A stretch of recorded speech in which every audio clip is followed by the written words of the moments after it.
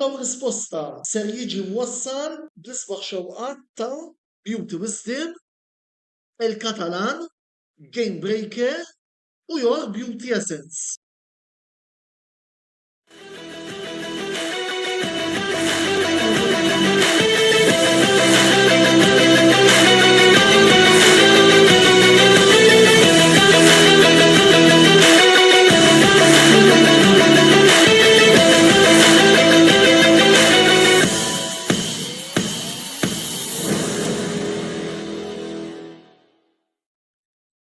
Għana bada jissalmilkom jatikom merħba għas-60 program sensiela botta u risposta fejn il-lejla se nkunu għadin niddiskutu il-fatti traġiċi tal-Grand Prix ta' San Marino fil-1994 propju 30 sena wara li dan il-weekend iswed fl-istorja tal-Formula wieħed ħalla il-ħajjiet hemmhekk ta' Roland Ratzenberger u ta' dak li għal ħafna dilettanti tal-Formula wieħed huwa l-aqwa sewwieq qatt ra l-isport qed nirreferu għal Ayrton Senna. Miegħi fuq il-panel illum għandna ngħidu hekk tliet dilettanti kbar tal-Formula wieħed fosthom għandna kif qed taraw il-ġurnalista akkreditat mill-FIA Pierre Vella, il-partitarju ta' Williams u ħansejħulu hekk espert ta' snin 90 fejn tidħol Formula wieħed fejn jinżara u il-vikwi amministratur tal-dilettanti Maltin tal-Formula wieħed il-forum fuq Facebook Mario Azzopardi illi nixtieq nirringrazzjahom ukoll tal-lejla inaqdu magħna. Infakarkom ukoll qegħdin f'xandira diretta għaldaqstant kull min jixtieq jintervjeni jista' jagħmel dan fuq is-sezzjoni li għandna miftuħa għalikom tal-kummenti. Min għandu xi domanda fuq dak il-weekend, min għandu xi kumment xi jgħaddi feel-free to do so hawnhekk. Kif qegħdin taraw illum għandna nieqes xi ħadd il-mistieden residenti Andrew Zarb illi minkejja kollox xorta waħda ħalla jaf jidħol iżjed tard Andrew x'inqabad f'impenji oħra bissem se jintroduċina ftit mas-suġġett illi ħan niddiskutu llejla kif ukoll ħajtikom ħarsa fuq dak kollu illi llejla sejrin niddiskutu għaldaqstant il-linja lil Andrew ħanaraw naqax għandu xi jgħidilna. Insellem lil telespettaturi kollha ta' dan il-programm, insellem lek Antonello u anke lil mistiedna l-oħra. Illum fil-programm tal-lum ħan nitkellmu dwar it-tellieqa li kellna ġewwa Imola fis-sena 1994. Hija tellieqa li tibqa' mfakra sfortunatament for all the wrong reasons kif konna nhar il-ġimgħa fil-provi ta' nhar il-ġimgħa Rubens Barrichello kien kellu inċident ikraħ iżda fortunatament baqa ħaj u irnexxielu u spiċċa biċċ il-ġid. Iżda sfortunatament kellna żewġ sewwieqa oħra, Roland Ratzenberger nhar is-Sibt fil-provi tas-Sibt u Ayrton Senna fit-tellieqa tal-ħadd li ma kellhomx dak ix-xorti u kellhom żewġ inċidenti u tnejn huma spiċċaw mietu. Kienet tellieqa li tibqa' mfakra kellha effetti profondi fuq il-Formula 1 fil-futur. Kien hemm aspetti ta' safety u affarijiet oħra li avvanzaw ħafna anke trakek, improvja tiebu bħala safety u hekk. Jiġifieri din kienet inċident profonda ħafna u fil-programm ħanaraw kemm inħarsu kemm lej il-weekend infisaw anke lej il-legat ta' Ayrton Senna li ħalla Ayrton Senna kif nafu baqa' msemmi fl-istorja u anke naraw l-impatti li ħallit fil-futur. Insellmilkom u grazzi ħafna. Mela, grazzi ma Andrew ta' dan il-kontribut qasir li tagħna wkoll nittamaw li forsi iżjed matul il-programm ikun jista' jingħaqad ukoll magħna fiżikament fuq Zoom. Nixtieq li issa nħalli naqra l-mikrofonu lill-panel billi nisma' naqra minn għandkom x'tiftakru Minn dak il-weekend traġiku Fabian, nistgħu nibdew bik.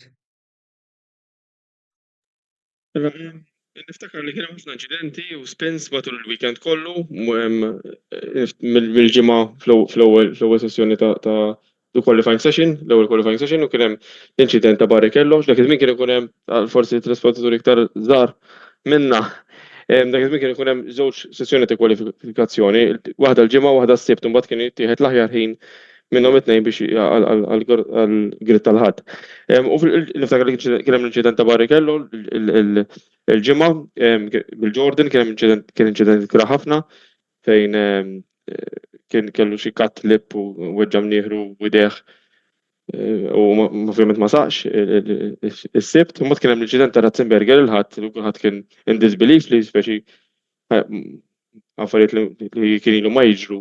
L-aħħar mewt kienet ta' De Angelis bil-Lotus bl-86. U mbagħad il-ħadd filgħodu kienu ntaqgħu il-drivers biex jippruvaw jagħmlu jerġa' jagħtu ħajja l-GPDA, il-Grand Prix Drivers Association. Kienet imexxija minn Senna stess, Niki Lauda u Schumacher. Ma flimkien ma' oħrajn Fittipaldi niftakar, Christian Fittipaldi. U mbagħad ovvjament fl-istart kien hemm dak l-inċident ikraħ fejn Pedro Lamy bil-Lotus kien baqa' dieħel ġo JJ Leto li kien stolja l-karozza, Leto kien fil-ħames pożizzjoni fuq il-grid u Lamy kien fuq il-naħa ta' wara. U ma raħx, ġifieri baqa' dieħel ġo fih u kienu weġġew anke xi spettaturi. Ġifieri dik kienet l-istart pratikament tat-tellieqa. Imbagħad ovvjament l-inċident ta' Senna li kompla bid-diffikultajiet il-weekend. U mbagħad inkoll biex kompleta x-xahar kien hemm ir-rota ta' Michele Alboreto bil-Minardi kien ħireġ mill-pits u nqalat u kien weġġew xi mechanics ukoll tal-Ferrari u tal-Lotus. Kien weekend diżastruż, ġifieri kulħadd naħseb. Fir-restart terġa' kien hemm inċident kien intlaqtu Hill u Schumacher kien messu ma' xulxin u Hill kellu bżonn jidħol għall-pit mill-ewwel biex jibdel in-nose cone. Ukoll ġifieri naħseb l-unika ħaġa pożittiva minn dak il-weekend kollu kien il-second place ta' Nicola Larini li l-unika podium tiegħu li kienet jirreplace il-Gian Alesi li wkoll kien weġġa' fit-testing. Jiġifieri biex naraw kemm dik is-sena kienet diġà kien hemm fit-testing ġew weġġaw JJ Leto qabel beda l-istaġun u Alesi mbagħad wara ftit wara anke Pedro Lamy kien kiser sejħu tnejn. Ġifieri u Karl Wildlinger fil-stelja li jmiss ta' Monaco. Ġifieri niftakar li f'dak il-perjodu kien veru perjodu kien naħseb għall-isport u l-motorsport kollu. Bla dubju kien weekend misħut, fi staġun misħut. Mario, tiftakar int minn dak il-weekend? Tittixel il-mikrofonu, Mario. Niftakar jiena ma tantx niftakar fid-dettall daqs Fabian għax ħadd vera pjaċir nisma' l-Fabian jitkellem jagħti dak id-dettall kollu. Però jien kont għadni żgħir u niftakar żewġ episodji wieħed ta' Ratzenberger li kien miet u kienu jgħidu li dak huwa ħabib ta' Senna. Ma kontx nifhem daqshekk meta kont żgħir, imma mbagħad meta miet Senna niftakar kienet il-boom tan-94 biex niftehmu, apparti sports oħra, però niftakar li nitkellem ma' familja tiegħi li dilettanti kollha tal-Formula 1 li ma setgħux jagħmlu li ikona tal-Formula 1 terqet f'tiġrija u bħalma kienet jgħid Fabian l-istess iktar ma bdejt nifhem mbagħad iktar tibda taqra fuqha u tgħid speċi x'jaraw x'seta' mal-aħjar ta' min mal tort ta' minn kollox, ma incident hemm incident. Qabel ma dominat merħba lura fil-programmi tagħna tal-Kamra Sportiva, l-ewwel domanda xtaqt insaqsik qabel ma nisma' naqra x'tiftakar int minn dak il-weekend. Inti dakinhar kont Imola jew kont qed tissegwi minn Malta? Hello, ħaġa, good evening il-kulħat. Għan endorsja li għal Mario, Fabian ġabla ħafna memori koroħ. Mumbat mill-banda l-oħra, u għet japprezza kem kien weekend li kena ħafna stejjer. Sfortunatament, najdek fortunatament għalija konti għad id-dar. U kien dak il-periodu fil-ħajja tiegħi li għat jina l-ewwel mewta traġika li kelli fil-Formula 1 kien Gilles Villeneuve. Skużani xogħol fasadet tisma' ħafna feedback. U forsi fil-1982 għatħan u jgħet ħaddi. Dik nar ta' senna, niftakar eżatt kont jgħat id-dar, naraw jiena l-mara tiegħi u sirx titfal żgħar. U mhux sa nistħinajt, ġifieri l-erba' li aħna nikbu jsumitna xatt tal-familja. Ġifieri dak iż-żmien il-Formula 1 ma kienx bħallu, ħanamlu ċara. Dak iż-żmien naħseb l-element ta' driver kien joħroġ ħafna iktar. Kien hemm ma kienx hemm dik kif għandna llum, speċi għandek social media, jisu driver tal-Formula 1 joqgħod round the corner, tintaqa' miegħu kull filgħodu xi tmur tixxi l-ħalib, ġifieri kienet xi ħaġa li kien hemm ċerta rispett li kont ħares lej drivers. U naħseb jiena u Fabian naħseb jista' endorsjani għaw dil-biċċa tax-xogħol. Kull driver ġiet li kien jidħol fil-Formula 1 inkluż Ayrton Senna, tħares lejh tajt da minn fejġi, speċi tibda tarhom they're trying to find their place. Ayrton Senna hekk ġara, fatt fil-bidu tal-karriera tiegħu hekk kien pjuttost kellu naqra ta' bumpy ride, beda kważi jiksirha ma' kulħadd. Imma kif bdejna naraw it-talent tiegħu, onestament, kulħadd kien jgħid imma dar raġel qatt ma jista' jmut, dar raġel qatt ma jista' jispiċċa. U fil-fatt it happened. U it happened f'ċirkostanzi ta' dwejjaq, ngħidilhom jien. Jiġifieri qed nieħu gost qed nintelgħu dal-programm, imma jiena tul il-perjodu meta kont nagħmel id-diretta tal-Formula 1, waħda mill-ġlidiet li kien ikolli u darba minnhom saħansitra tilhom isma' tilhom jekk ħata turuha, jiena mhix dejjer fil-programm, jiena ma niflax li għandek driver li naħseb hekk naqbdu nsemmu it-talenti kbar u t-tlielaq kbar li jagħmel, u mbagħad rid bil-fors niftakru dik il-misfuta ta' Amburello, għalija ma niflaħiex jien dik, ġifieri xi ħaġa li tagħmel li dwejqa kbar. U forsi ċertu punt Nifmek tiegħek anki nasalu il-ġurnata ma dak l-inċident ma nkunx nibna ħbajnija. Naħseb jiena programm bħal dawn iktar għandna noħorġu l-gbura ta' das-sewwieq. Kemm kien tajjeb, il-kondizzjoni li kien jiena dibi bissu nieqaf għax Ayrton Senna huwa naħseb jiena mhux soft spot għalija ta' ma naħseb għall-familja kollha. U kelli x-xorti rajtu jtellaq, kelli x-xorti li rajt miegħu, ġifieri li dak iż-żmien kienu affarijiet li jisek mort il-ġenna u ġejt lura. Naħseb kien mument fejn il-Formula 1 ixxukjat ruħha. U xxukjat ruħha big time. Tifhem ġifieri wakkek naraw sempliċement x'kien jagħmel dan ir-raġel dak iż-żmien computers ma kienx bħallum, ma da l-inġiniera kien jgħidulek isma' dak kien joħroġ mill-karozza, analizza l-karozza u aħna qed nippruvaw naraw u hemm tara l-kobord, la kellhom simulators u la kellhom data logging u la kellhom sensors, ma kellhom xejn. Kienet il-kapiċċa tad-driver biss Ayrton Senna jibqa' dejjem Ayrton Senna. Eżattament. Le, inti semmejt fibni il-fatt li kienet mewta ħasdet il-kulħadd mhux biss fid-dinja tal-Formula 1 manki pajjiż sħiħ illi kien saħansitra ddikjarat it-tim l-uttu nazzjonali qed nirreferi għall-Brażil wara il-mewta ta' Senna biss. Ħammorru tikka żejra lura. Ħammorru l-iktar ġurnata lejl ftit sigħat qabel. U d-deba miet Saint-Tropez tinsansik. Imbagħad ħallit fuq il-paddock il-mewt ta' Roland Ratzenberger li kien l-ewwel inċident traġiku f'weekend tal-Formula 1 illi rajna wara 12-il sena li vera kien hemm dak l-inċident ta' De Angelis illi semma Fabian, ma dak De Angelis kien miet f'test. Waqt it-testing. Villeneuve kien mit fi provi ta' kwalifikazzjoni għal Grand Prix ta' Zolder, biss. Tal-Belġium, ekku. Eżatt. X'apport ħallit fuq il-paddock? Wieħed naħseb li taħares naqra wkoll li aspett ma tantx kien feliċi f'dak iż-żmien tal-Formula Wieħed. Illum il-ġurnata nitkellmu fuq budget caps. Dak iż-żmien ma kienx hemm budget caps. Jekk naraw il-karozza ta' Ratzenberger kienet magħmula bażikament minn ħafna biċċiet minn karozzi oħra tas-sena ta' qabel. U ħafna mill-għajdut li kienu għaddejn, li la bażikament ma kienx it-torti jew ma kien failure f'ħafna mill-components li kien hemm. U hemmhekk forsi tajt isma' x'kienet jiġi dak iż-żmien fil-Formula Wieħed. Mbagħad hekk iktar ma mmorru lura, iktar mmorru fis-serja tal-Formula Wieħed.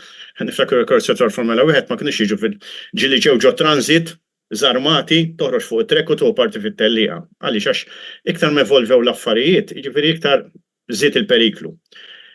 Mill-rigward ta' Ronnie Ratzenberger, naħseb kif qal tajjeb Fabian, il-ġimgħa bdiet l-ewwel qampina b'Rubens Barrichello. Tajjeb ngħidu Rubens Barrichello veru ħareġ minna, imma tajjeb ngħidu wkoll li kien Sid Watkins li salva lu ħajtu għax da bażikament qed jibla rsienu bil-impatt li kellu.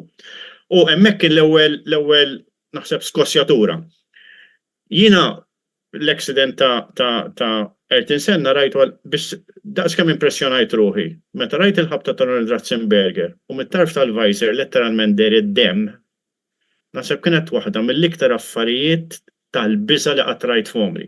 Għax bejt ngħid imma di ir-realtà, u naħseb Fabian jista' endorsjani di għax kienet veru ovvja.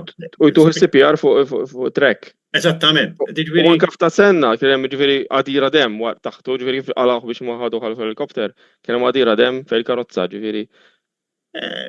Ifhom huma taf kif huma affarijiet li wakkek nitkellem fuqhom letteralment ġismi tiqum xew qed inħoss ħafna. Għax aħna kultant we tend to underestimate il-periklu tal-Formula Wieħed. Aħna speċi ta' ismet tara tellieqa.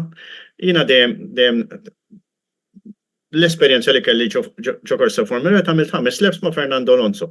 Kif rixt minna jiena għaddaw mhux Superman, għaddaw xi ħaġa iktar.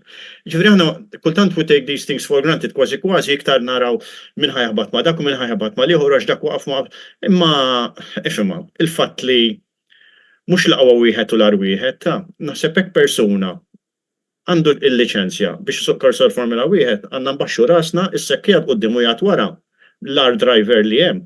Naħseb il-gazz li tikollok u dak iż-żmien naħseb jiena kellek ħafna iktar gazz sewwa għax kif qal Fabian ftit qabel u ġifieri jekk naraw il-Williams ta' dak iż-żmien tibda tgħid id-driver sem il-ħireġ barra mill-karozza biex isuqha.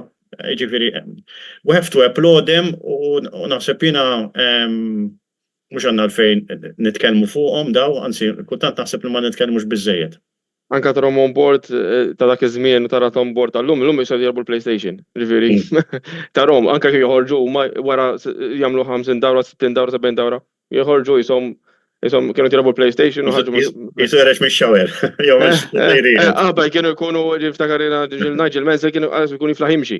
Ġifieri to that extent, ġifieri mhux għax ma kienux ikunu fit drivers, anzi kienu jkunu rġiel illum tfal. Ġifieri dik għarax differenza wkoll. Qabel ma marġax dik it-tifel ta' 18-il sena jsuq il-Formula 1 żgur. Kien ikollhom dejjem dik 26 jisom meta jidħlu.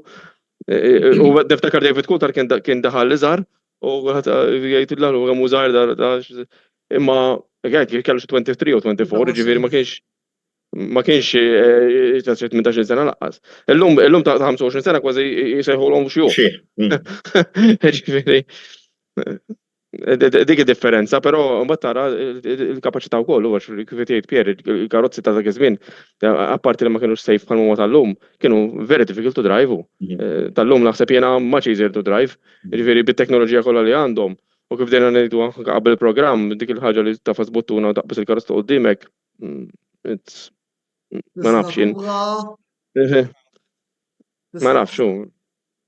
Dak iż-żmien ma kellekx dik il-fakultà, inti tittaħdem għalija anke għandek karozza. Kien ikun hemm pereżempju niftakar fin-90s kien hemm daw is-Simtek, semmejt is-Simtek ta' Ratzenberger u tal-Pacific u hekk. Kienu jkunu xi 6 sekondi slower mill-fastest cars, imma tinqabad warajha, tittaq biża'. Ġifieri jekk tħarġ mill-pits ġarlek xi ħaġa. taqbiża, u biex taqbiża ma kienx ikun daqshekk faċli ċertu tracks. Ġifieri altru qiegħed Monza u altru qiegħed Monaco, ġifieri huwa punt li rridu wkoll napprezzaw. Fabian, semmejt ukoll fattur inti illi forsi tista' tilabora naqra fuq qabel ma mbagħad nieħu naqra kummenti mingħand Mario. Il-fatt illi mis-sib tal-ħadd issa raġet irrivajvjat ruħha il-PPDA fejn kellna l-Senna, Lauda, Berger, Schumacher li tista' elaboralna naqra fuqha. huma l-għan tagħhom kien li irridu jsir xi ħaġa biex daw speċi jingħaqdu ħalli minħabba safety tal-F1, ġifieri ħabba il-karozzi dak iż-żmien tajb niftakru għax forsi ma semmejniex illi s-sena ta' qabel għal dik is-sena minn 93 għal 94 kien hemm bidla fir-regolamenti. Issa ir-regolamenti tan-94 kienu il-karozzi kienu bla electronics. U tas-sena ta' qabel kienu bl-electronics, ġifieri kien hemm qabża kbira fil-vetturi, kienu mhux stabbli xejn. Fil-fatti kif semmejt diġà ġifieri kien hemm inċidenti fit-testing ta' JJ Leto fejn kiserhom u Alesi ukoll, ġifieri fl-ewwel qabel tista' tgħid wieħed qabel l-ewwel tellieqa wieħed wara l-ewwel tellieqa ta' dik is-sena. U bqajna sejrin bl-inċidenti, ġifieri ma waqafniex hawn, għax mbagħad kif semmejna dawn l-inċidenti li nqalgħu hawnhekk u li semmejt l-ewwel ta' Ratzenberger ta' Karl Wendlinger f'Monaco. Jien naħseb li daw il-GPDA huma għadha teżisti sal-lum il-GPDA. Jiġifieri ovvjament dejjem huma bħala drivers biex ikollhom spokesman qisu mal-federazzjoni biex aħna x'nista' nagħmlu jew xi tidejjaqna forsi. Speċi ta' union jiena nsejħilha. George Russell. Tista' tkompli Eżatt. Isa union jiena tal-ħaddiema ta' drivers ma f'dal-każ hekk kien qisha il-GPDA. Mela, Mario, ħanibda bik issa l-aħħar domma ta' l-waqfa, imma wkoll nixtieq noħol naraw tkun ħadd u wara l-inċident ta' Senna l-ħadd. Kemm kienet l-aħjar deċiżjoni li titkompla tellieqa? Jiena naħseb bħala Senna naħseb kellha tieqa fit-teġrija għax tagħti tara psikoloġikament inti. Jiena bħalma semmejt qabel li Senna naħseb affettwatu l-mewt ta' Ratzinger naħseb Ratzenberger papa kien. Naħseb li ġaffettwat lilu, naħseb wara inti tkun qed tellaq ma' ħabib tiegħek għax inti vera tkun rivali ma' da jkunu ħbieb kollha. Bħalma rajna iktar quddiem u fl-era tal-safety tal-karozzi meta miet Bianchi għaddu sal-lum ċertu Allegri għadhom sal-lum jaffettwaw xi tiġrijiet, Gasly jaffettwaw meta miet siebu tal-Formula 2, ġifieri taħseb għal dak iż-żmien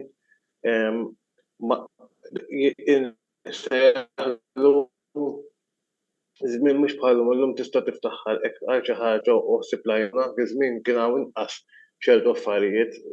Jien nemmen u millum għal għada, ġifieri llum imut l-ekoloġija għad mort ittellaq, ġifieri ħseb wara imut Senna ikona kien dak iż-żmien, kulħadd irid jitellaqlu, kulħadd irid ikun bħalu dan u jmut għal reaction ta' driver. Naħseb jiena għalija bħala Mario se nitkellem opinjonista faċli mu nitkellem wara biqiegħda hawnhekk nitkellem magħkom, kellha titħassar. Nemmen illum kienet titħassar.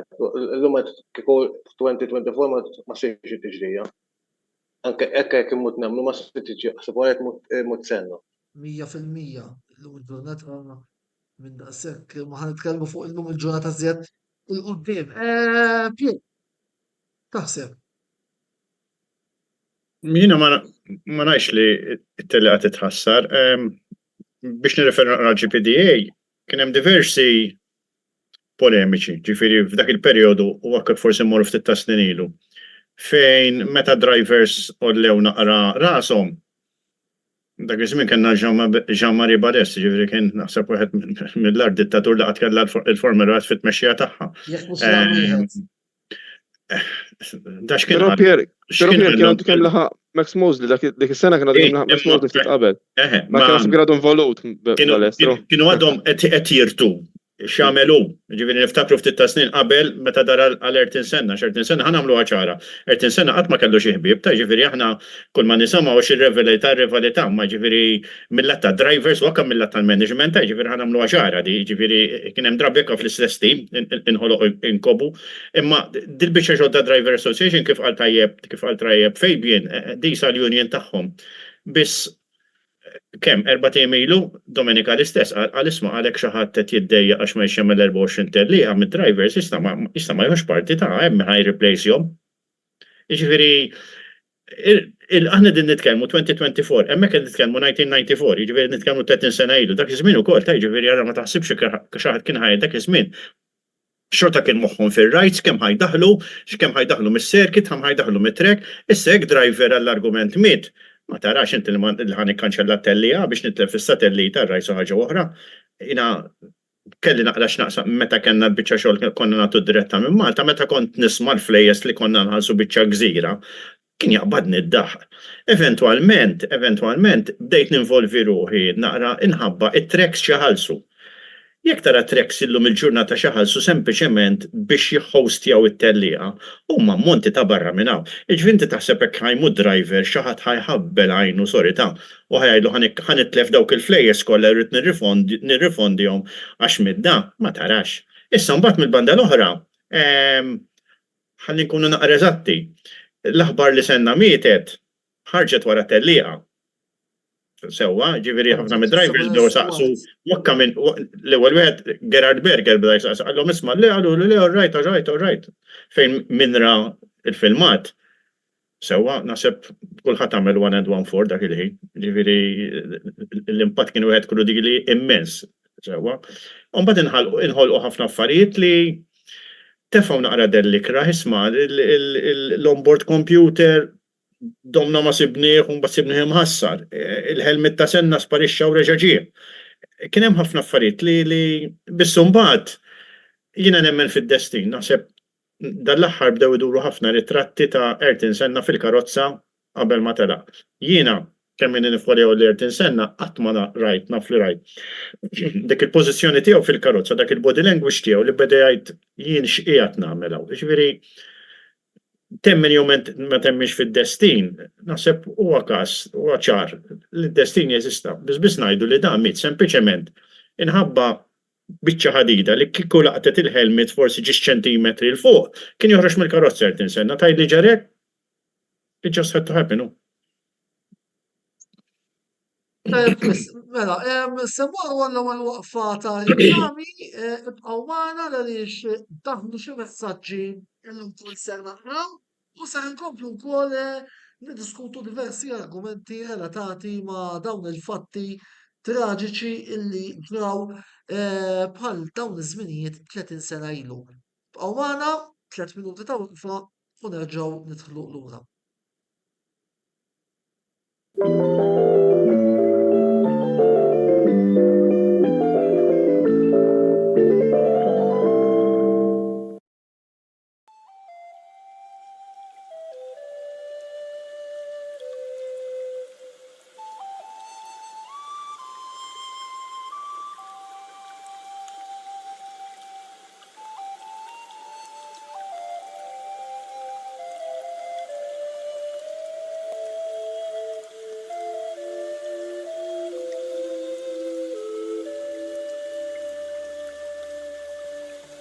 Beauty Wisdom tal-Fgura għall-aħjar prodotti u servizzi ta' sburija. Żuru wkoll Nails by Xarawna fl-istess stabbiliment għall-aħjar servizz ta' trattament ta' dwiefer.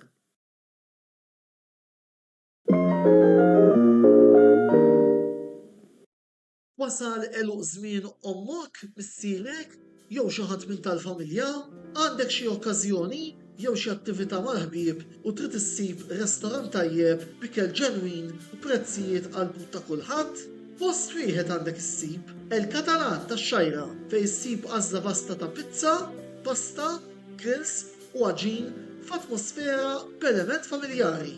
Għal bookings ċempel fuq 21-800-997 jew żur is-sit tagħna għal iżjed informazzjoni. El Catalan, ir-ristorant għalik.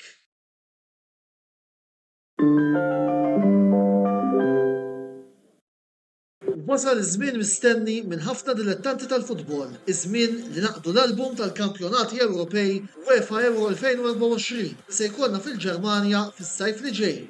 Game Breaker se jkollu disponibbli sew l-album kif ukoll il-pakketti tar-ritratti fil-ġranet li ġejjin. Għalhekk żuru l-istabbiliment tagħhom f'Birkirkara għal iżjed informazzjoni u ibdew waħsbu għal kollezzjoni ġdida, il-kollezzjoni ta' UEFA Euro 2024. Game Breaker, l-aqwa logħob tal-PlayStation, Xbox u Switch.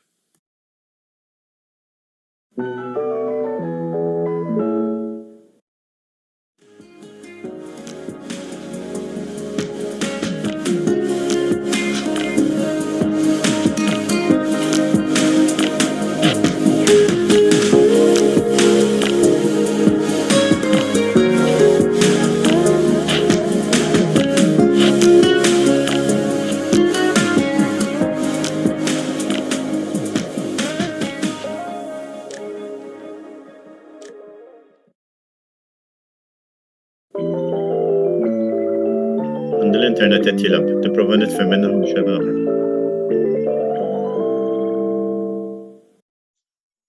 Mela, merħba lura t-tieni parti tal-programm Botta u Risposta qabel xejn nixtieq nixbidilkom l-attenzjoni fuq logo li bħalissa qegħdin taraw illi wkoll qegħdin taraw matul il-programm tal-lum huwa logo li ser inkabbru ftit ukoll ħalli tkunu tistgħu taraw sew li huwa il-logo illi l-Kamra Sportiva użajna għal kontenut kollu li ħriġna għal matul dawn it-tliet ijiem li jirrigwarda il-fatti traġiċi ta' Imola 94.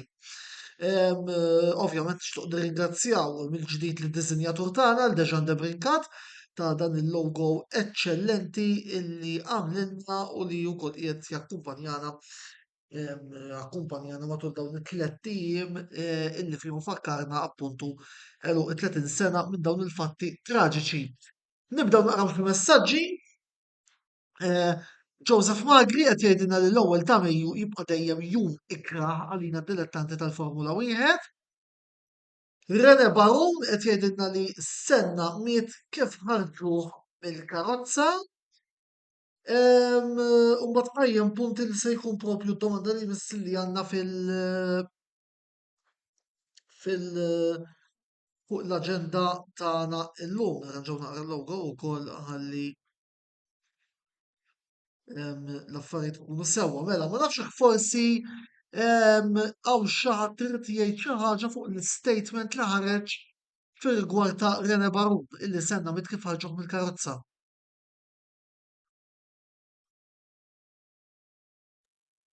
Jiena personalment naħseb li ħadd ma jaf eżattament u xejn miet. Dan l-aħħar kien hemm filmat, kien hemm footage min-naħa ta' wara tal-karozza. Naħseb l-impatt kien wieħed vjolenti ħafna, ġifieri u rridu ngħidu li ħafna spekulazzjonijiet fuq l-steering u ħaġa oħra, jiena dejjem ngħid naħseb l-onboard footage ta' Michael Schumacher jidher ċar li kif semma fejbin fil-bidu l-ewwel inċident ħalla ħafna debri fuq it-trek. Naħseb dik kienet naqra nuqqas mill-organizers, jiġifieri kellhom 700 sena biex it-telliqa tkompli. U ħan endorsja li qatt qabel inħabba dak iż-żmien is-satellita ma kienx bħallum li llum hekk għandek delay tiqbad dej u dak iż-żmien kellek time slot u titfitja jaf li da bażikament il-karozza ġiet bla steering ta' xejn. Tifhem issa kien hemm problemi oħra u diffikultajiet oħra ma ħanerġa' ngħid kif wakka semma Mario, l-inċident ta' Jules Bianchi kif titta snejlu, ġifieri dan kellu jinserta dak li kien hemm l-imbirek tat trakk qed tiġi karozza oħra u fl-istess pożizzjoni ma setax kien ftit qabel jew ftit wara, isma' dik l-spoiler li fissat kienet parti minn karozza kellha tidħol taħt il-spoiler ta' qoddim, Gerard Berger waqaf għax intabaħ l-karozza tiegħu dakinhar stess ma kienx kif suppost u l-istess sab id-debri fil-karozza tiegħu, ġifieri. Naħseb jiena kultant il-ħajja mhijiex daqshekk faċli biex tanalizza u kif diġà ċannajt qabel. Kulħadd għandu slot fil-ħajja tiegħu sa fejn irid jasal. U naħseb Ayrton Senna kien hekk. Mill-lat pożittiv naħseb jiena m'hawnx Formula 1 driver ieħor li għalaq 30 sena u jekk tara mhux il-social media tara l-magazines kollha li ħarġu din il-ġimgħa kollha kien hemm ir-ritratti tiegħu fuq il-front page. U wieħed mill-uniku drivers tal-Formula wieħed li l-kodba fuq u ma waqfux joħorġu. Jien hekk norikom il-kollezzjoni li għandi tiegħu biss. Naħseb għandi biex inqatta' minn issa sakemm neqpa' ħaj naqra fuqhom, jiġifieri hemmhekk tara l-kbura tiegħu. U tajjeb li ngħidu wkoll li aħna nammirawh għall-kapaċità tiegħu li kellu fuq trek. Biss Ayrton Senna kellu storja oħra sabiħa ħafna il-bot mit-treks. Ħafna. Jiġifieri jiena għamilt perjodu ta' żmien involut ma' żgħażagħ, kelli support kbir mis-Senna Foundation. U tfal kienu jixelu x'in tibda tgħidilhom fuq Ayrton Senna u l-kapaċità tiegħu. Jiġifieri dar raġel naħseb min esperjenzah u min qed jaqra fuq illum naħseb kien ħaġa sabiħa, kienet ħaġa sabiħa ħafna. U kif diġà ċennajt, jiġifieri il-fatt li għadek illum 30 sena u għadek taqra fuqu, bil-forsi kien hemm xi ħaġa tajba fih dar raġel. Ekku, għandu nisaw dak iż-żmien ukoll kienet bdiet il-fundazzjoni tiegħu u l-moviment dak il-comic book ta' Senninja fuq Senna u l-legat tiegħu ma nitkellmu żjed tard. Matul din it-tieni parti jien nixtieq nqajjem naqra punti kontroversjali. Ħanibdew bl-ewwel wieħed illi diġà immarkalna fuq René Barru ukoll fejn qalilna Grano Ferjas Imola xejn x'tippretendi. Jien ħammur naqra passi iktar minn hekk. Mela, kellna diġà inċident ikra misħu ta' Kantuniera Tamburello fl-1989. Dan kien inċident illi kważi sewa l-ħajja ta' Gerard Berger illi rajna jew niftakar il-Ferrari tiegħu illi kienet saret ħuġġiġa nara.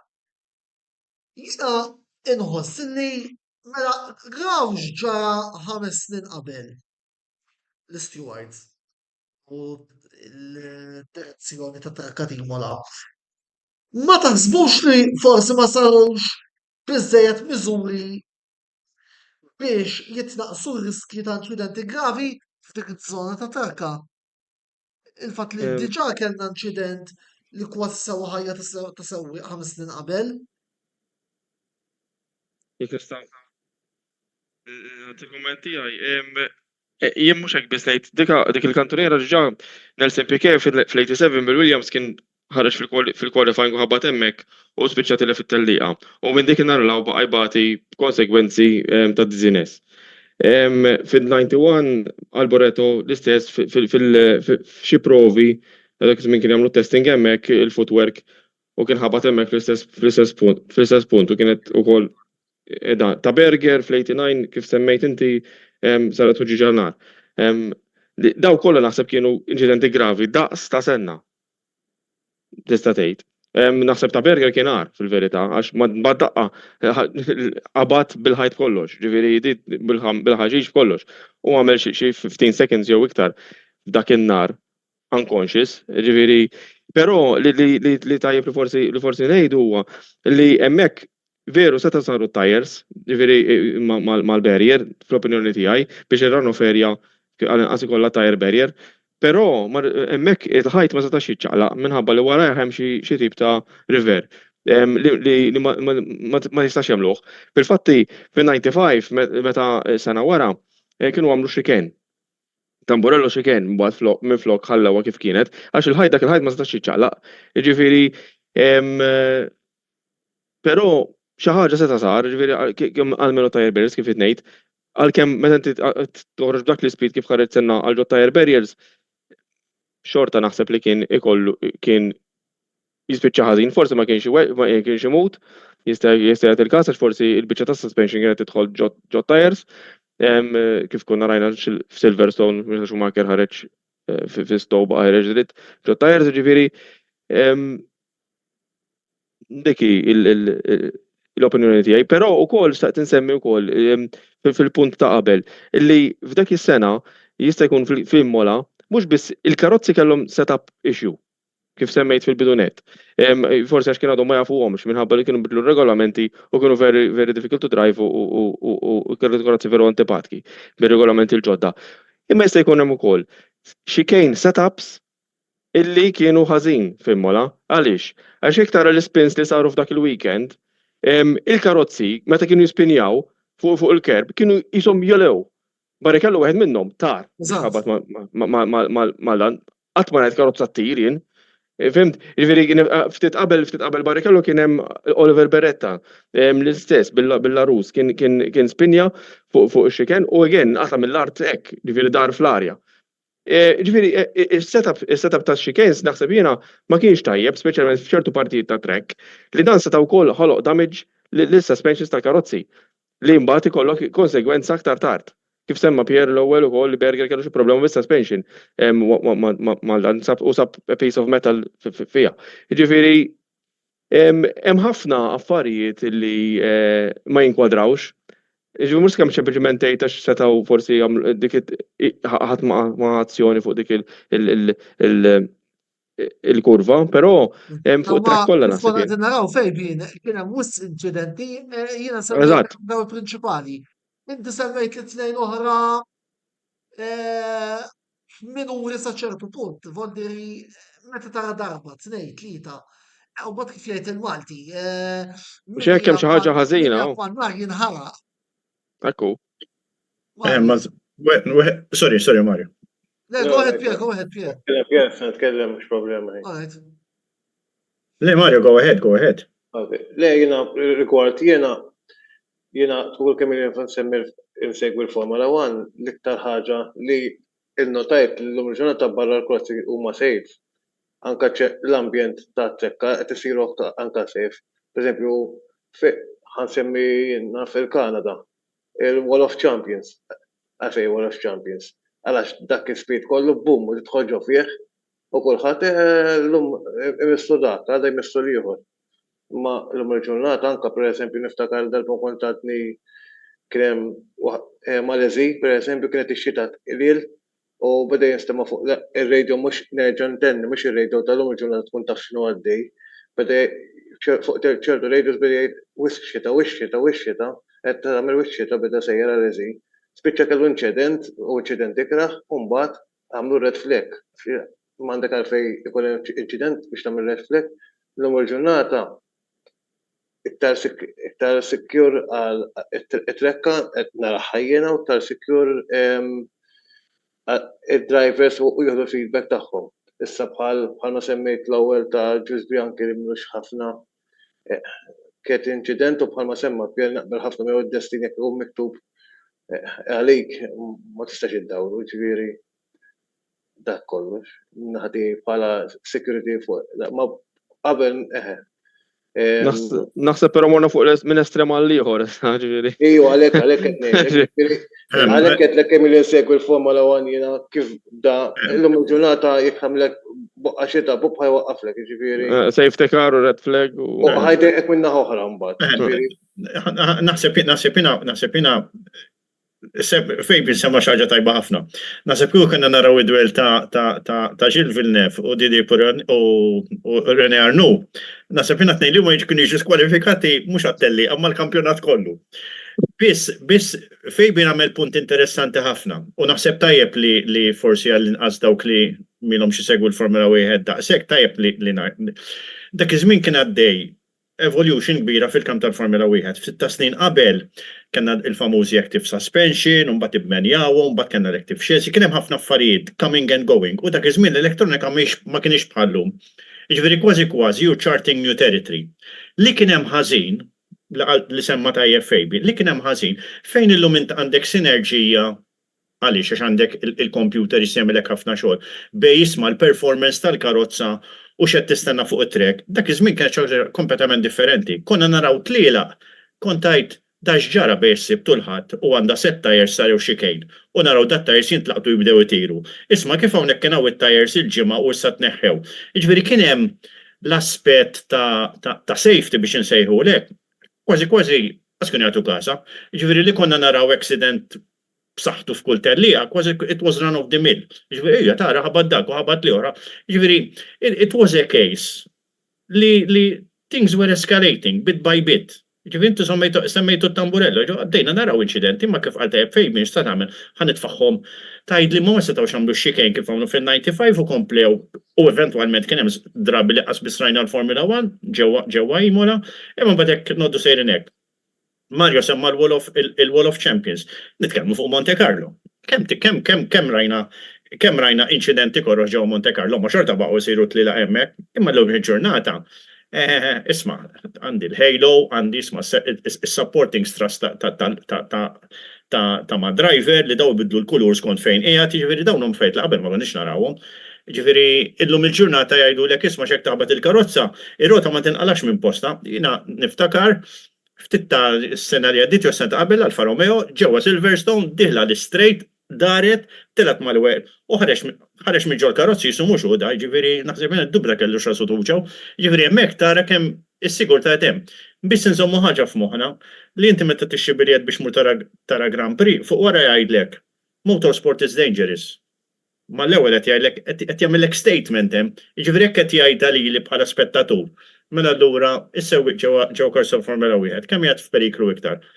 Again, illum il-ġurnata ir-risk factor naqas, but it's still there, ta' ġifieri ħalli ma noqgħodux niċċajtaw ma' nfusna li għax istandhom il-ħejla u għandhom dik u għandhom l-oħra. Jiġifieri l-affarijiet ma. Dak iż-żmien sfortunatament ma kienx hemm cohesion bej l-evolution ta' trek, jiġifieri mill-att tasma' l-oli tal-kerbs kif huma l-kerbs, il-ranoferja, il-cat litter u dan ħafna affarijiet u l-gravel għal-performance tal-karozza. U kif ħanerġa' nendorsja x'qal Fabian, it-teknoloġija was coming and going dak iż-żmien, ġifieri it was a case of hit and run. Qed tifhem, jiġifieri imma insomma hija parti mill-istorja glorjuża tal-Formula 1 kif dejjem ngħidu. Skemm ma kienx taf Monza, ta' Verstappen u Hamilton, li ma kemmx il-Halo, kien naraw inċidenti kbar u bil-Halo wkoll. Stajna naraw. Fl-ewwel sena meta kien hemm L-Awstralja. fi Spa. Waka l-Awstralja tal-Alonso, isma' jekk nibdew sejn il-lura, naħseb jiena fejt l-inċidenti nsemmu wieħed ħar mill-ieħor, tax jekk niġu f'dak kien hemm fratteri li għamlu l-FIA mill-organizzazzjoni ta' ġifieri darba minnhom għamlu żmien daw ħolmu li flok jagħmlu l-crash barrier jagħmlu l-post bil-wire netting, kienet xi ħaġa tal-bliħ, ġifieri kienet xi ħaġa orrenti. Ġifieri nsert tajt konti għad Silverstone u nsert jekk misser żball. L-għana f'Martin Brundle kien ma niftakarx minn kien, għandiku bil-McLaren Peugeot Mercedes bħal. U da, għasset joħroġ minn ġodar wire netting, da, dejt imma daw. Ma taf kif ġifieri, unfortunately it was a learning curve li letteralment hit and run, l-lum il-ġurnata efema. Mill-banda l-oħra, ħalli ngħid kollox, jiena x'nara żewġ drivers jikkombattu ma' xulxin being investigated u ħantuħ penalty u sabaħu dan ma niflaħiex, għamlilek għamilkom ċari. Letteralment ma niflaħiex dil-biċċa ta' xogħol. Fil-fatt, eżatt wara l-Covid, xi sena u nofsin u tqajt ma' René Arnoux dejjem ninserta f'ħafna postijiet strambi. U dejjem naqbdu fuq dik il-famuża tellija u dejjem l-istess ħaġa jgħidi, ftakart Goodwood intqajt miegħu. Għalli ma nsuq, għalli kieku għadni żgħir, għalli ma nsuqx taf il-Formula 1, għalli kieku ma l-ewwel tellija jien, għalli niġi skwalifikat, għalli żgur mhux forsi, jiġifieri ifhimha. It's a culture, u ma kultant minn għandu żmien bħali ngħid ħala laqajn waħda ngħid m'għandhomx jagħmlu daw. Kien għajtina kol. Incredibli, dik li kollu investigation, kollu fuq miktub, kollu dal-qasliħa. Jista jkun. Għal-kull ħagġa ta' xej, dejjem xamel, ma xamel. U track limits, kollu track limits. Dik oħra ma niflaħix, insew il-Nigel Mansell ġewwa Spa bil-Ferrari qed joħroġ l-ewwel kantonier qed joħroġ kważi mal-barrier għax il-karozza kienet qas biss se tiddur, ma insomma, ħalli. Jiena għadni niftakar meta l-inċident ta' Schumacher tan-99 kont qed naraħħa fuq dak iż-żmien fuq stazzjon Malti, ħabat inkont fissat fuq dak iż-żmien fuq Schumacher, jibda ġejn mhux l-aħbar tal-lum tidħol fuq l-internet u jibda jgħidlek x'jista' jiġri ma ġarax u x'rawh u ma rawx, jibda tibduħu l-updates miet. Kiser kiserhom it-tnejn. U eħseb wara senna li qed nitkellmu ara kemm qabel. Ma dak 1999 u kienet bleed nipil li xi ħadd qalu ninsewha miftuħa qalu. Biex imbagħad hekk ħan nitkellmu fuq Michael Schumacher u mbagħad dik l-istess sena daħal il-Malaysia ġo trek ġdida, qed ngħidlek hekk għax insertajt konti hemm, jiġri ilu nieqes mill-Lulju da u letteralment beda jilgħab bid-drivers ta' dit letteralment iħalli l kulħadd il-min irid jgħaddi weda u reġa' jgħaddihom ma somma. U ma skwalifikawhom, u reġa' tawhomlhom, kibret il-barġbord. Storja oħra. U just for the record waqt il-press conference xi ħadd qallu ma inti għad f'pożizzjoni l-Ledi Irvine iċċedilu biex jirbaħ il-kampjonat. Da żgur, qallu da żgur. Imma bħal ta' kienet jgħid dak il-body language tiegħu kienet ta' kompletament different. Anyway, memories bih li ma jispiċċaw għaddawk. Fuq ta' safety biex nalaqbija ta' safety, niftakar li ftit snin wara fin-96 f'Monza f'high speed circuit bħal dik fit-tellieqa fil-ħadd il-ħalħat biss kienu għamlu it-tires ma chicanes. Li laqatom u speċa dikina niftakar Kan rallum badni l-dan erġa. Fejbin, għedin fuq platform publika, xkiku noħorġu l-ġettivi, ma kiku fottu l-program mill-Antonet. Ekku. Imma kienem vetturi ġifiri għamlu xaħġa supposta safety, pero kienem ħafna vetturi, parti Hill kien lucky prat in a way, li laqta, per eżempju, kienem Eddie Irvine, li minn qasam l-suspension, ġiġ kantu li l-wara, fil-Valente della Roġa, flok. Kien kellu vantaġġ komdu sa Monza. Għol. Imma ġifiri għamlu affarijiet li supposta safety u kienu jistaj jħolqu iktar incidenti. Kolli laqatom fil-nef it-tajers dikinar. U ħafna laqtuhom, u Frenzen, u Coulthard, u ma nafx ma laqtuhomx. Ħekkinen Schumacher laqta wkoll, imma u biss ma ġarru xejn, diki. Anzi nqala t-tajer u tar. Sejjer, u biss, għax maħna kollha wafu. Fejbin, ħalli nsansin għu domanda li l issa, xissa ħanitħlu naqra fuq il-kamp tal-tim tijak. L-ewwel net, temmen illi l-FW16 il-karozza li l-Williams kellhom matul dak l-istaġun kienet karozza sigura biżejjed, ħanibdew minn hemm. Iva. Pero ħanidlek ta' xej, ħanġa semmi apparentesi li ġa semmejt ftit ilu. L-electronics pal-electrification kienu benjati mis-sena ta' qabel kif ġa semmejt. U kien hemm regoli ġodda. Però naħseb li l-Williams xorta kienet sikura, għalkemm kienet very difficult to drive, kif semmejt. Fil-fatt, senna ma mitx essaċ bl-incident innifsu, imma minħabba dak il-pis ta' suspension li daħal fil-helmet. U apparti minn hekk il-karozza bdiet tħokk ħafna mal-art, ġifieri jekk tara l-unika lep li għamel fil-fatt għax wara safety car one lep li għamel qabel l-inċident, kienu ħarġu xeba sparks minn taħt il-karozza. Ġifieri il-karozza kienet qed tagħmel naħseb sort of il-purposing kif kien hawn xi senta ilu sort of hekk xi ħaġa hekk. U kienet veru qed tħokk mal-art hemmhekk. Issa jekk minħabba l-inċident li kien hemm fil-bidu, kien hemm xi affarijiet hemmhekk li daħlu taħt il-karozza. Dawn setaw zbilanċjawha u ġara li ġara. Fil-fatt darba kontrajt fuq xi gazzetta ilu ma nafx għandi xi cutting taħħat, għax għandi ħafna cuttings, li ritratt minn qudiem senna ġej u kien hemm biċċa Benetton fuq track. Jiġifieri jekk kontrajt fuq il-magazzin influenti Ingliż F1 Racing jien. Il-kontrajtu ħafna snin ilu jiena kienet fuq xi gazzetta. Jekk di daħlet taħt il-karozza, ma tiċċej biex zbilanċjata u daħal fil-ħajt. Jiġifieri huma waħlu fih għax ovvjament f'Hidden Newey għallu xi karozza veru ma kienx perfetta, imma liema karozza hi perfetta. Jiġifieri naħseb hi kienet xorta waħda mill-aqwa karozzi jekk mhux l-aqwa waħda. Ġifieri u kellha safety. Fl-opinjoni. Ekku. U rabħu tliela mhux ħażin, ġifieri Kampjonat. U li kieku ma kienux jaqafġu ħafna fil-pit stops, naħseb kienu jirbħu iktar. Ġifieri kienu jirbħu anke l-kampjonat. Però dina dik il-ħsieb tiegħi, ġifieri dejjem dak id-debri tal-ewwel kantuniera dejjem kien li seta' kreja xi tip ta' l-inċident se tagħmel xi damage lill-karozza u da. Melux xi ħadd ma nafx jgħidilni hu stess, forsi Pierre jista' jkorreġini fuqha, kien semma li kien hemm possibilità li seta' kien hemm puncture fuq il-left fuq ir-right rear tal-karozza. Ġifieri you never know, ħadd ma sa jkun jaf qatt dik ġara, ġifieri jista' jkun l-steering, jista' jkun il-karozza, jista' jkun il-puncture, jista' jkun kien hemm biċċa ta' rebri, però ma naħsibx li l-vettura kienet mhux sikura.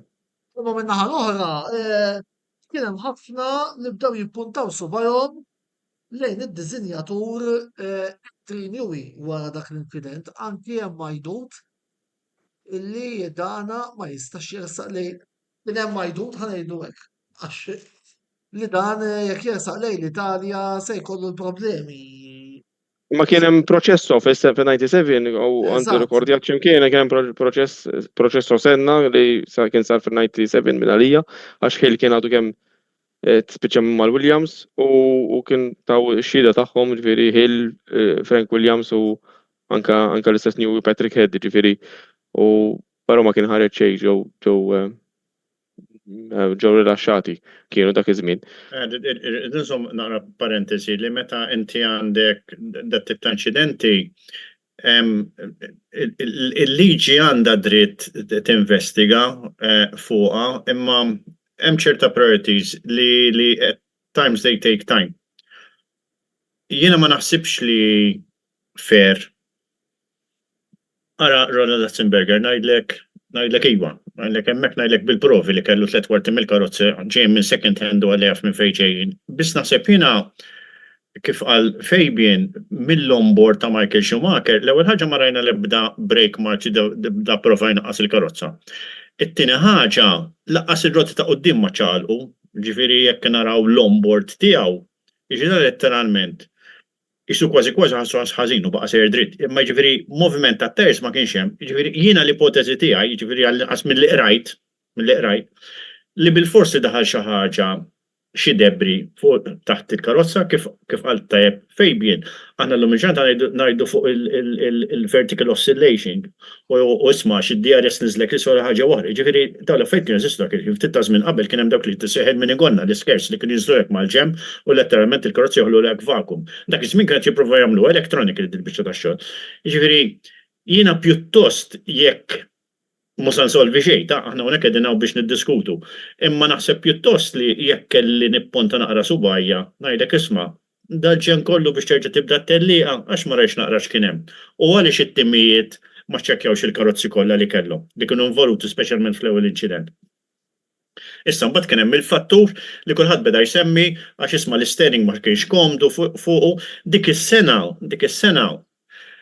ngħidlek li Senna mar mal-Williams għax il-Ferrari ma kienx kompetittiva. Għax kieku mal-Ferrari kien imur. U tajb li ngħidu li had a bit of a bumpy ride. Ġifri wokka mal-mechanics stess da daħħal mentalità kompletament differenti. Senna u dak it-tip ta' bniedem li jrid it-tim idur miegħu, mhux hu jdur mat-tim. U naħseb jiena waħda mill-affarijiet b'saħħithom li kien hemm li letteralment il-karozza kien janalizza. Ġifri għandhom bżonn jaraw reports ma kien jaraw xejn. Naħseb kienet waħda mill-punto di forza b'saħħithom li kellu. U dik il-Williams damu naqra ma came to grips magħha, ġifieri anke l-istess hekk taqra naqra il-ftit li kiteb Patrick Head fuq dil-biċċa tax-xogħol. Jiġifieri issa mbagħad mill-banda l-oħra jiena li tagħti tort il dak u ieħor mhux nsolvu assolutament xejn. Bistejb li ngħidu li l-Williams baqgħu jonoraw il-Ayrton Senna. Ngħidlek saftit ta' snin ilu ta' ġifieri, all right, ġifieri avolja, sakemm ma ċċalqu l-affarijiet. Avolja da ma rebbaħhom xejn, imma ġifieri tara da driver kemm kien kbiru. Ġifieri Biss jiena with hand on heart ngħid kien każ li daħal xi tip ta' debri taħt il-karozza li ftjat minn quddiem u għalhekk bdejna naraw dak l-isport. U l-effett tal-elettronika kif semma Fabian, naħseb dak il-ħin dew jaħdmu kompletament kontra l-kunċett li suppost dew jaħdmu. Biss insomma, it had to happen. It had just had to happen. Mela, grazzi emmek Pier, ser nerġgħu morru għal waqfa qasira ta' riklami bqgħu magħna il għaliex minn hawn ftit ieħor id-dibattitu ikompli.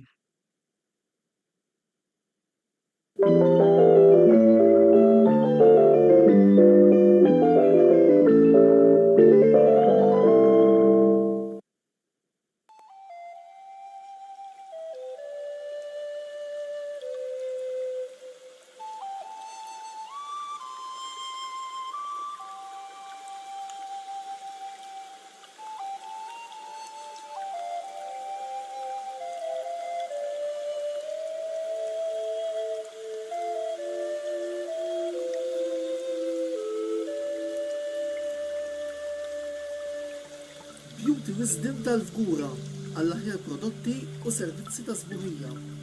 Żuru wkoll Nails by Xarawna fl-istess stabbiliment għall-aħjar servizz ta' trattament ta' dwiefer.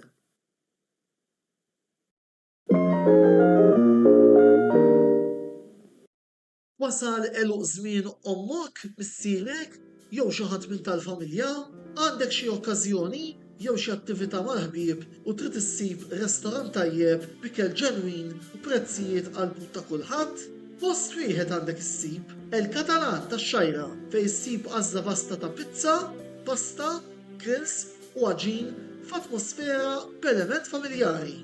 Għal bookings ċempel fuq 21 800 997 jew żur is-sit tagħna għal iżjed informazzjoni. El-Katalan, ir-ristorant għalik.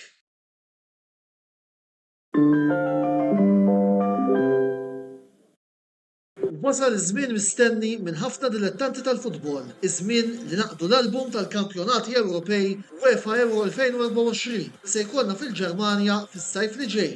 Game Breaker se jkollu disponibbli sew l-album kif ukoll il-pakketti tar-ritratti fil-ġranet li ġejjin. Għalhekk żuru l-istabbiliment tagħhom f'Birkirkara għal iżjed informazzjoni u ibdew waħsbu għal kollezzjoni ġdida, il-kollezzjoni ta' UEFA Euro 2024. Game Breaker, l-aqwa logħob tal-PlayStation, Xbox u Switch.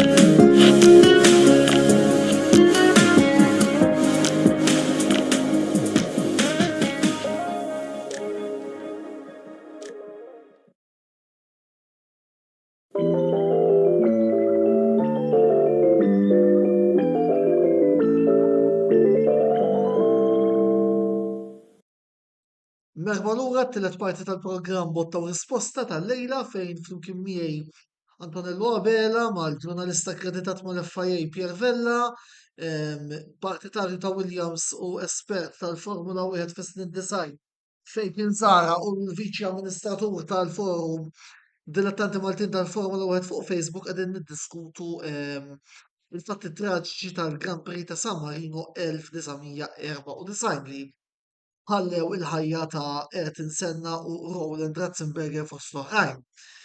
Infakrunkom ukoll min jixtieq jgħid tiegħu fuq dak li qegħdin niddiskutu llejla fil-free li tħallu l-kummenti tagħkom fis-sezzjoni illi għandna miftuħa għalikum.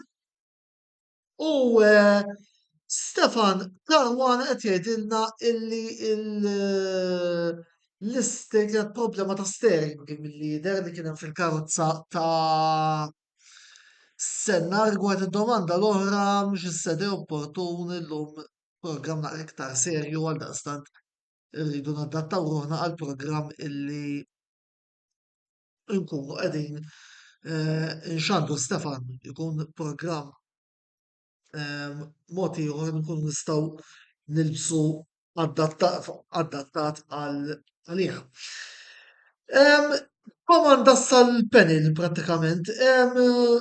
Il-fatt li għadna nsemmu dak il-ġimgħa traġiku sal-lum il-ġurnata 30 sena wara Pierre diġà semmu ħaġa fuqha. Kemm għen biex il-leġġenda Ayrton Senna tibqa' ħajja. Mario, tibda int? U mbagħad nieħdu round minut fejn u Pierre.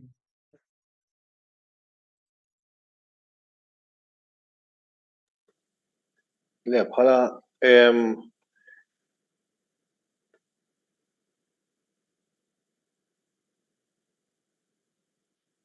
Mario tismana?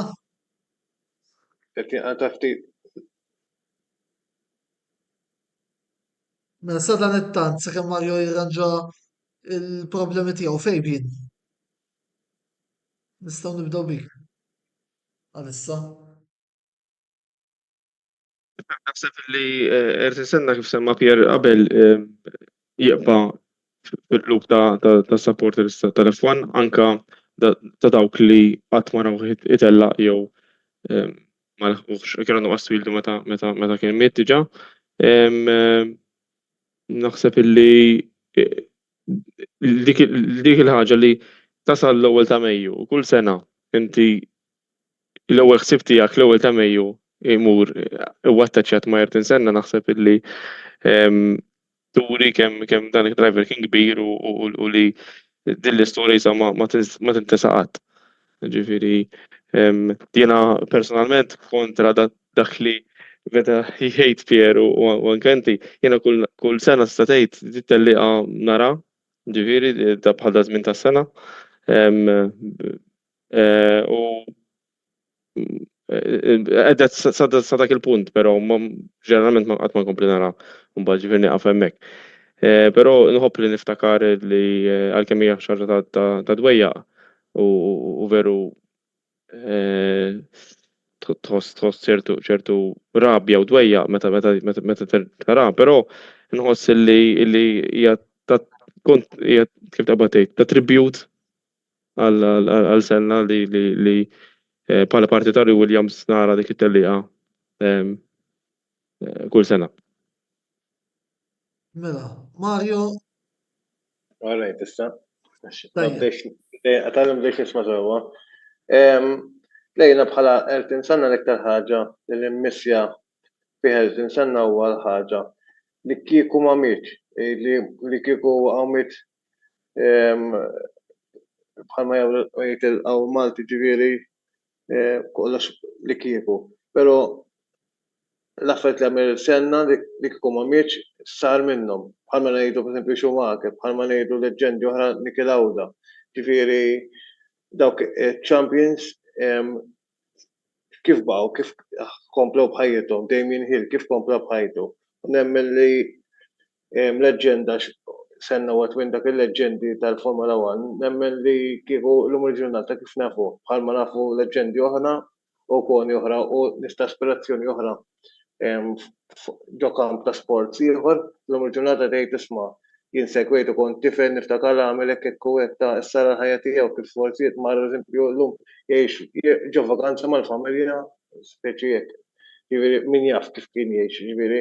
Però waħda żgur li nemmen li jiena li xi ħadd sar Senna ħabba l-inċident tiegħu iktar forsi n-nies ma jafux jew ma segwux il-Formula 1 ħajsiru jafu minnu Senna ħabba l-inċident u jgħidu isma' dak Senna dak li miet fin-94 u f'dak iż-żmien kienet xi ħaġa xokkanti. Però min jaf il-Formula 1 żgur ma kellux bżonn li jmut Senna biex jibqa' jiftakru. Senna huwa wieħed minn dawk il-leġġendi li bli għamel u bħalma qal tajjeb Fabian u kif ukoll Pierre kien żmien li l-karozzi kienu kemm ċertu testing kemm rivoluzzjoni mhux bħal tal-lum. Llum hemm affarijiet differenti ħafna. Ovvjament, Pierre, forsi llum qegħdin nitkellmu fuq Imola 94, imma Senna mhuwiex Imola 94. Senna huwa pereżempju Donington 93. Storiet. Li kseb f'Monaco. Silverstone. L-ewwel rebħa storja 85. Jiena kważi kull meta rajtu jtelaq dejjem rikeb fuq xi Williams kien ħanamlu ċara ġifieri ħalli ġifieri dak kien destinat li serjem. Ifhimha, kif dejjem jgħidu, ġifieri naħseb jiena waħda mill-affarijiet sbieħ dan l-isport li kulħadd jista' jaqsam l-opinjoni tiegħu, ġifieri kif fejbin qal isma' jiena ngħid għaliha dik it-telliqa erejżjata minn kull imkien, ġifieri minn kwalinkwa aspett. Jiena driver nixtieq naraħ fl-aqwa tiegħu fl-aqwa kapaċità tiegħu. Jiena Donington, għas-semmejna Donington, jiena tlajt l-Ingilterra biex immur Donington biex minn għalija li se nara Grand Prix, ma tant kien Maltemp u li waqaf ma nafx fejn, onestament, u spiċċaj ġollu kanda borza xibsu koga nara u bdejt ngħid ara xi tlif tal-lum u sal-lum għadni nikbija dik it-tellija. Imma naħseb jiena ħadd ma jista' jgħid kieku kif qal tajjeb Mario kieku ma ġarax hekk ma ġarax hekk. Jiena ħanerġa' ngħid li semmejt fit qabel. Kull driver u minuta ġifrakka minħa sempliċement telliqa waħda. Jekk inti għad fil-klassi tal-Formula 1, bir-rispett kollu lejn l-isports kollu li jesisti, inti bil-fors li qiegħed ġiex filat il-fuq, 3 filat il-fuq minn bniedem normali.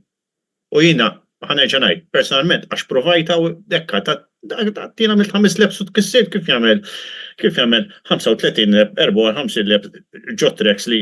Ġifieri lik l-ewwel waħda. It-tieni ħaġa naħseb kulħadd għandu l-istatus tiegħu, da bħal meta tajlissa semmi, da bħal meta tħoġġu l-knisja u ġifieri il-qaddis patrun taralu biċċa ta' niċċa daqs dinja. U mbagħad forsi l-qaddisin kollha, imma kollha qaddisin. Ġifieri kollha jagħmlu l-istess xogħol, u naħseb l-istess ħaġa f'Formula 1. Qed insenna ħalla legacy warajh u naħseb il-legacy li ħalla warajh li Alla ħares ma nkomplux nitkellmu fuqha. U ma nitkellmux biss, ma niċċelebrawx biss. Sorry, let me rephrase it. Ma nfakkrux meta tlifnih minn fuq id-dinja. Naħseb jiena għandna għalfej infaħru. L-ewwel ħaġa kemm kien viċin Alla. Sewwa kemm kien jemmen f'Alla. Il-prinċipji tiegħu, x'ħafna kultant ngħidu da x'kien rootless għax kien hekk għax hekk, aqra ftit fuq il-ħajja tiegħu, aqra ftit x'kien jagħmel meta ma kienx ikun fuq it-trek. Ara x'kien jagħmel mal-familja tiegħu, ma' nista' madwaru, ara x'inhu għaddej s'issa. Ara l-flus li investa biex dawn il-foundations għadhom għaddejjin s'issa. U hemmhekk tara l-kobor ta' dan raġel li da 30 sena ilu miet u llum għadna ngħidu li f'daw 30 sena il-ġid li sar f'ismu.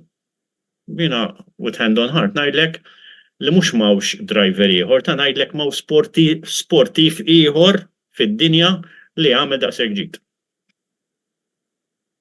U min-naħa l-oħra, legat ħalla l-Grand Prix ta' San Marino 94 fuq il-Formula 1 moderna. Min ħajibda? Fidejkom. Mario. Fidejk?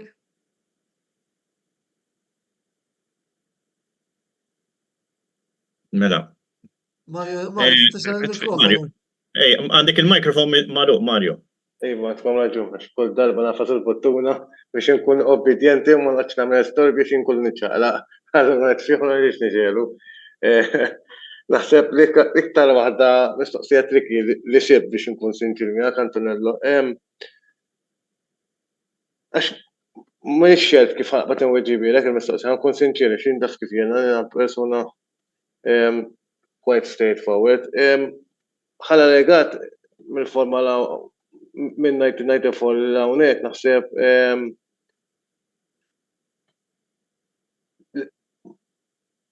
il-legat li ħalla speċi impatt għax il-Formula intilfet driver bħal senna u ġifieri u jien nemmen li ċertu questions li qabel kienu jkun hemm dwar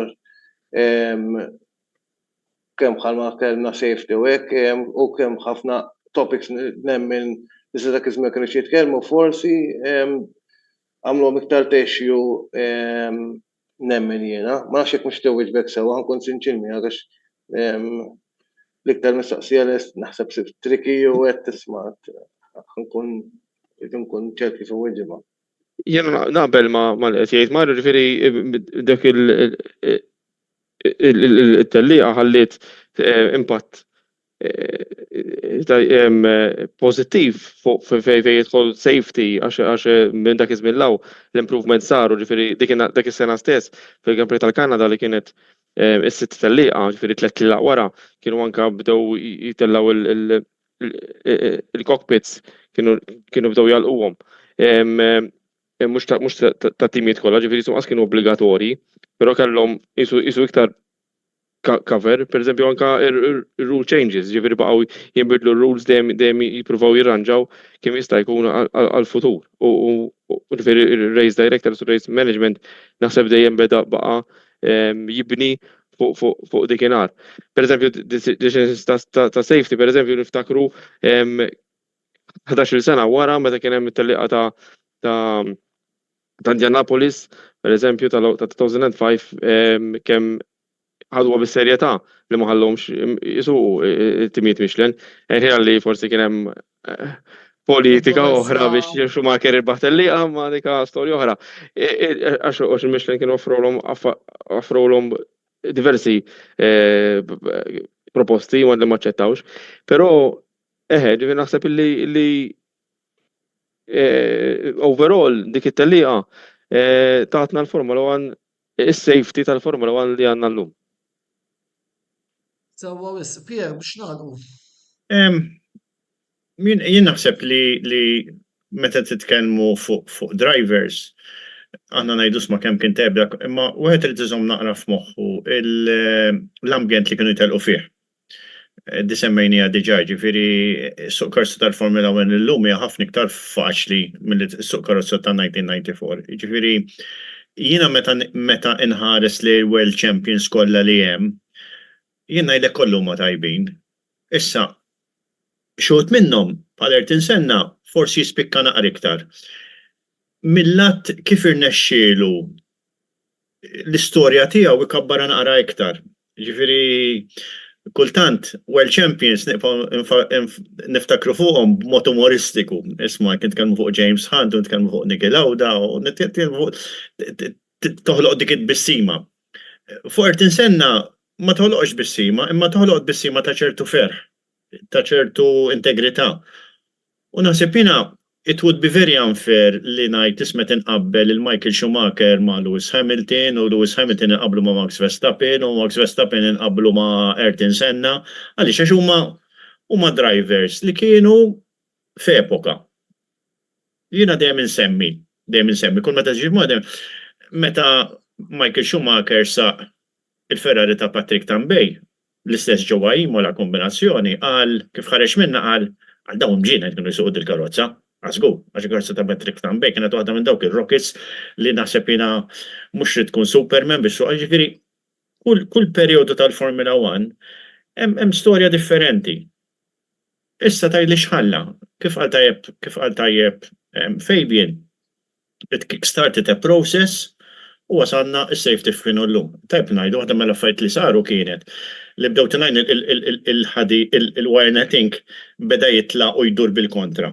Bdejna naraw ċerta stens li ġabdew jersqu lura għaliex ma ninsewx li waħda mir-roti ġewwa Imola spiċċat qalb in-nies, ma nafx kienet tal-Boreto, jekk minn sejjer żball, u di wkoll jekk naraw it-tliela il-qudiem jiġifieri ta' viċin tagħna kellha diversi l-Awstralja jekk minn sejjer żball, Ralf Schumacher, l-istess inqalet ta' irqulat titwet mill-Marshall, ġifieri dawn l-affarijiet dejjem isiru ma hemm differenza jekk imut Marshall u jmud driver tal-Formula 1. Jiġifieri naħseb hemmhekk beda proċess u naħseb hawnhekk il-Sid Watkins iridu mhux inaħħulu l-kappell għax naħseb ħadem ħafna biex apparti li tilef ħabib għax tajb ngħidu li dal-aħħar kienet fuq il-medja kollha.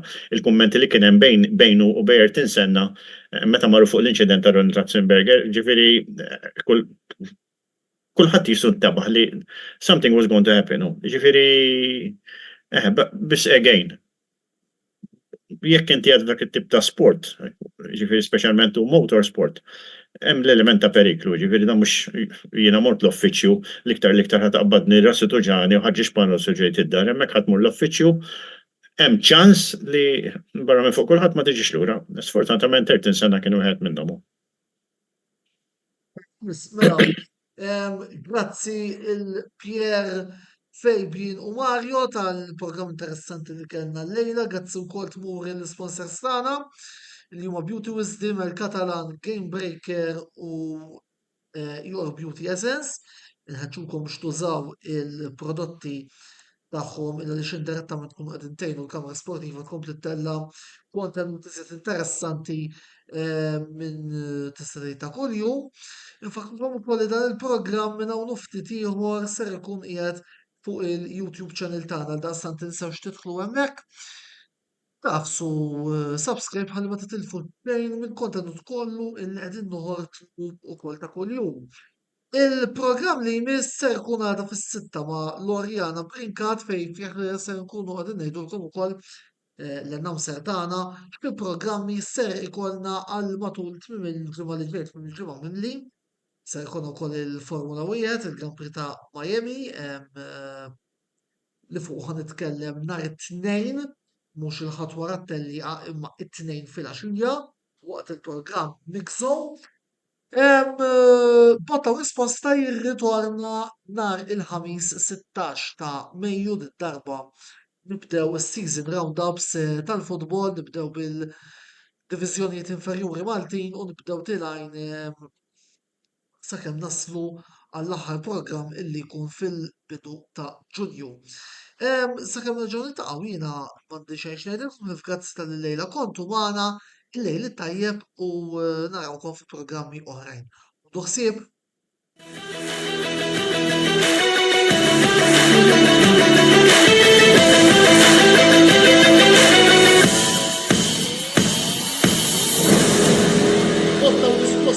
Ġimwassal lilkom bl-isbaħ xewqat ta' Beauty Wisdom, il-Katalan, Game Breaker u Your Beauty Essence.